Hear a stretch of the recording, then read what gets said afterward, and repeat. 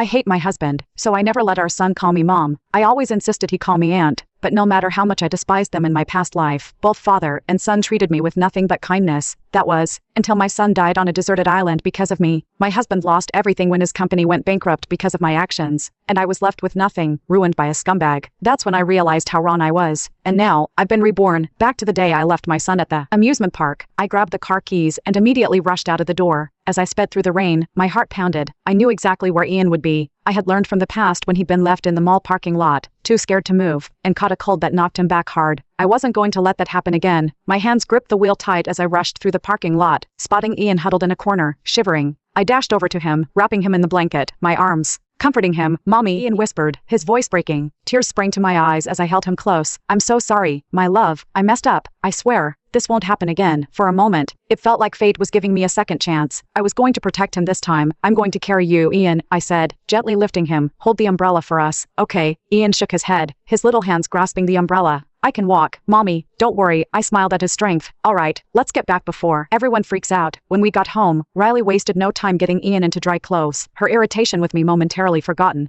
But as soon as Ian was settled, Riley turned to me, her face hard. "If you can't take care of Ian, stay the hell away." I dropped my gaze, the weight of guilt on my chest. "I messed up today. I promise it won't happen again." Riley eyed me, clearly thrown by my rare apology. The tension in the room shifted, and I could feel the eyes of everyone on me. I knew how much my stubbornness strained my relationship with Riley and the family, but now, I was determined to make things right. "I'll do better. Just give me another chance," I pleaded, but Riley wasn't easily swayed. "We'll talk about it later. For now, you're getting punished." I nodded calmly. I was wrong. It's only fair I accept the punishment. Everyone braced for a blow-up, but to their surprise, I bowed my head with quiet dignity. "I accept it. Do what you must." Suddenly, Ian broke through the tension, running straight into Riley's arms. "Grandma, don't punish Mommy, please." His voice, soft and pleading, caught everyone off guard. Riley softened, crouching to hug him. "Are you all right, sweetheart?" Ian nodded but clung to her tightly. I looked over at Alfie, Joey's friend, who stood nearby. His casual demeanor was a stark contrast to the charged atmosphere in the room. "It's just a little cold," Alfie said with a shrug. "He'll be fine." Riley's expression softened, her anger dissipating. "Thank God," she sighed, holding Ian close. Then she turned back to me. "You're lucky Ian saved